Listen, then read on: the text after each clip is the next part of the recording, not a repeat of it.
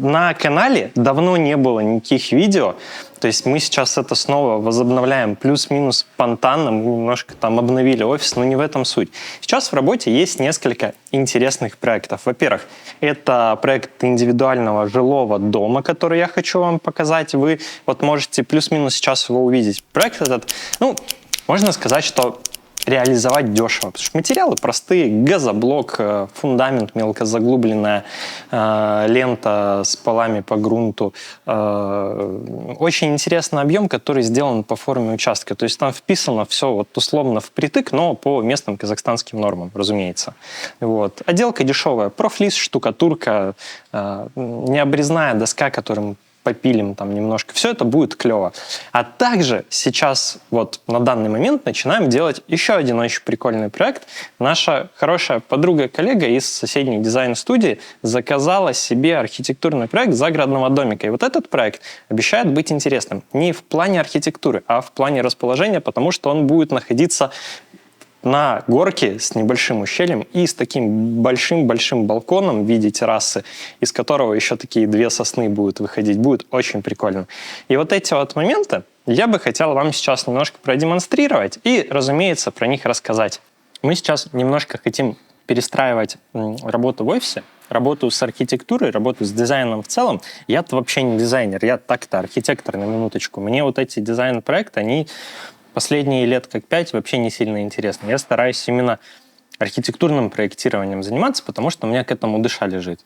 Но задачи ставятся зачастую вообще ни разу не простые. Нужно что-то задешево построить, чтобы это было красиво, чтобы это было классно, еще на каком-нибудь не самом простом участке. Да, работа с непростыми участками — это тоже клево. Но, допустим, вот этот участок, он Г-образной формы. Как с этим работать, как там раскидать все планировки, посадить здание, гараж, баню на участок так, чтобы это было и дешево, и круто, еще и там с водоотведением не сильно заморачиваться, там с какими-то вот такими технологическими решениями. Задача такая, скажем, непростая. Вообще вот мы снимаем то, что связано с работой, потому что это тоже работе на пользу. Помните, я говорил, что кое-что нам сносить нельзя, нам вот эту будку сносить нельзя. Поэтому у нас гараж такой: оп, и туда вот так вот пошел. Это тепловой узел, там отопление, там вот эта вот вся ерунда подходит. И, собственно, вот здесь вот мы и будем проектировать. То есть вот здесь у нас получается 2 въезда в гараж, а чуть-чуть вот туда вот, там уже баня идет. То есть здесь, если так смотреть, участок, в принципе, ровный, красивый, хороший. То есть вот на этом месте у нас гараж расположен, а вот здесь вот сюда уже баня пошла. То есть здесь вот как раз между гаражом и баней такое патио находится. В принципе, все хорошо, все красиво, все удобно. Вот. На участке, да. Здесь все вот под таким уклоном? Да, здесь... Пытался с составом бороться, он заваливает горизонт. Нет, с составом бороться не надо. Здесь действительно на объекте есть небольшой уклон. То есть вот этот уклон порядка там, в общем, наверное, 1,5-2 метров. То есть у нас по топосъемочке мы когда смотрели, там на топосъемке тоже было видно, что уклон. Да, у нас сейчас на объекте вот здесь вот фундаментные блоки расположены. Возможно, немножко в строительстве они пригодятся для какого-то террасирования. Вот. А может быть, несколько блоков я выпрошу у клиентов, потому что мне нужно контейнер тоже на участке в качестве бытовочки поставить на момент строительства. Ну да ладно. В общем, смотрите, у нас уже есть красивая вот такая живая изгородь. Мы ее тоже учли в проекте, она в проекте присутствует. То есть мы по максимуму старались задействовать то, что было. У нас вот это вот дерево есть, но этого дерева не будет, потому что вот здесь вот от этой точки и вот так у нас начинается сам основной дом. И идет вот туда, вот туда, вот туда, вот туда. И вот здесь вот у нас вот эта вот живая изгородь, вот эти кустарники, они все срежутся. Их здесь не будет. Потому что что? Потому что здесь вот угловая точка, и пошел участок еще и вон туда. Метров, наверное, на 12, на 15 в ту сторону. То есть мы здесь тоже можем обойти, вокруг посмотреть. Вот. Мы, кстати говоря, увидим с вами, что здесь сейчас находится нормальная дорога. Кстати говоря, вот, Владислав, пройдем.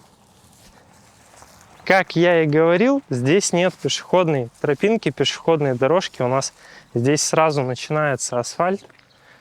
Вот, в принципе, здесь довольно удобно обустроить подъездные пути. Почему мы вот обсуждали то, что необходимо будет немножко проект на землю переделывать? Потому что здесь границы вот с этой фактической асфальтированной дорогой не сошлись. Вот это, кстати говоря, тоже часть этого участка. Это все один участок, здесь будет все выравниваться, и по сути вся вот эта площадка, она является площадкой под застройку дома. То есть дом встанет вот сюда, то есть основной фасад дома будет как раз-таки вот на эту асфальтированную проезжую часть. Вот можете обратить внимание, вон там у нас есть фонари с освещением. Здесь, в принципе, вся улица освещается. Вот вы можете увидеть, что вот здесь столбы, там столбы с фонарями. Здесь, в принципе, все хорошо, все здорово. Соседство здесь тоже очень хорошее. Здесь нету никаких ни забулдык, ни алкашей. Локация участка очень приятная. Отсюда можно легко добраться, в принципе, до города. Здесь с транспортом вообще никаких проблем нету. Вот. И в целом участок мне очень-очень сильно нравится. Я бы сказал, что это прям суперский участок для того, чтобы здесь проектировать и строить дом. Автомобильное движение здесь присутствует, оно не самое оживленное. В принципе, детей там отправить в магазин за продуктами тоже без проблем, без каких-либо можно. С этим здесь проблем нету. Вот этот район называется Ульбинский. Это, можно сказать, часть 18-го жилого района. К нему также Куленовка относится и так далее. Это хороший, тихий спальный район. Здесь нет никаких проблем. Этот район реально классный. И если вы хотите в Усть-Каменогорске построить какое-то индивидуальное жилье, то в первую очередь люди стараются обратить внимание вот именно на этот район. Здесь осталось не так много участков. Кстати говоря, соседний участок тоже продается, но за супердорого. Вот, тоже такой Г-образной формы. Но, в общем-то, если у вас получилось купить участок в этом районе, считайте, что вы большой везунчик, что вам супер повезло. Вот. А так, мне здесь все нравится. Сейчас посмотрим, как участок выглядит сверху. И я думаю, вы тоже оцените, посмотрите, все будет хорошо, вам все понравится.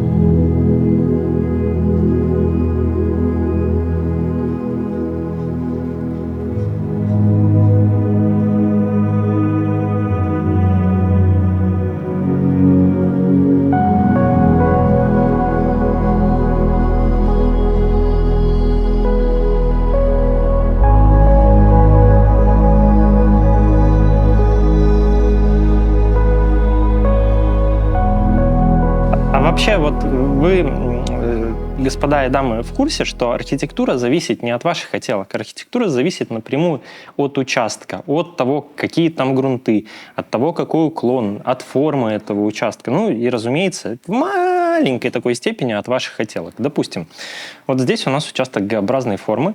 Там есть небольшой уклон, порядка 2 метров, наверное, там насколько, на 50 с копеечками метров этого участка. И задача сделать дом примерно на 250 квадратных метров. Плюс гараж там метров на 100, условно там по 4 автомобиля. Баню, там тоже с комнатой отдыха, там с отдельной топочной, чтобы грязи не было в чистых помещениях в бане. Вот это вот все, оно налагает некие планировочные ограничения. Помимо этого, мы же не можем, допустим, сажать постройки прям по границам участка. То есть нам от дома до границ участка надо хотя бы метра по 3 отступить. От гаражей и бани там еще по метру отступить. Вот это вот все накладывается. Мало того, это еще и надо и красиво сделать. Относительно хотелок у людей, они плюс-минус одинаковые. Хотим светло, хорошо, тепло, уютно, комфортно там, и так далее. И в зависимости от состава семьи меняется немножко там количество комнат и, допустим, может там кухня с залом объединенная быть, так, студия так называемая, да, может отдельная быть, там, может еще столовая добавиться. А в целом, по желанию у всех они очень идентичные. Вот. И поэтому архитектуру в первую очередь будет определять участок, окружение, которое там содержится, но никак не те пожелания, которые вот у клиентов там где-то в подкорке формируются, они всегда идут второстепенные.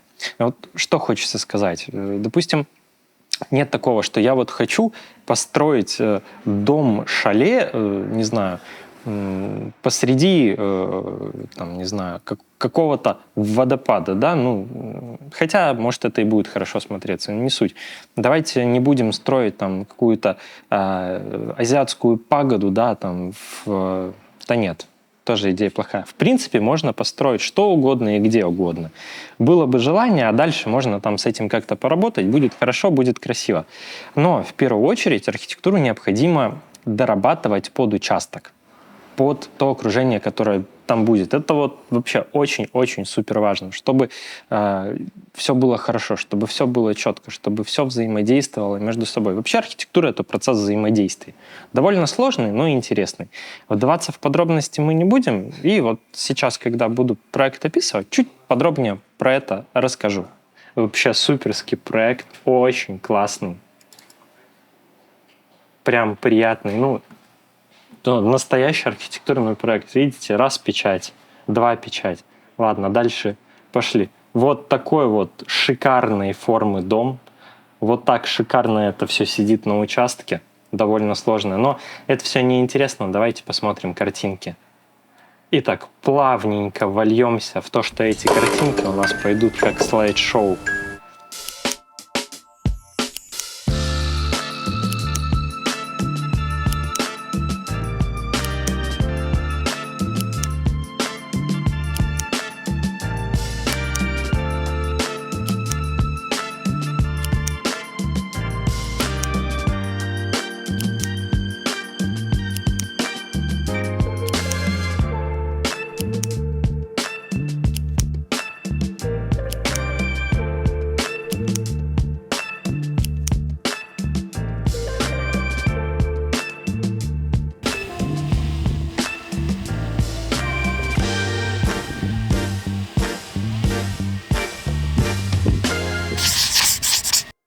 Вот эта стрелочка — это вспомогательная, чтобы понимать, где север, потому что некоторые вопросы, связанные с инсоляцией, необходимо тоже обязательно держать в голове.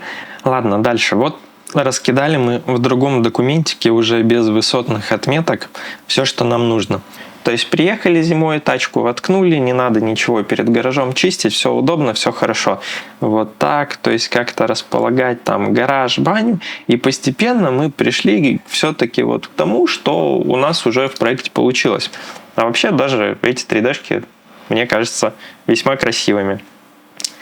Вот как так.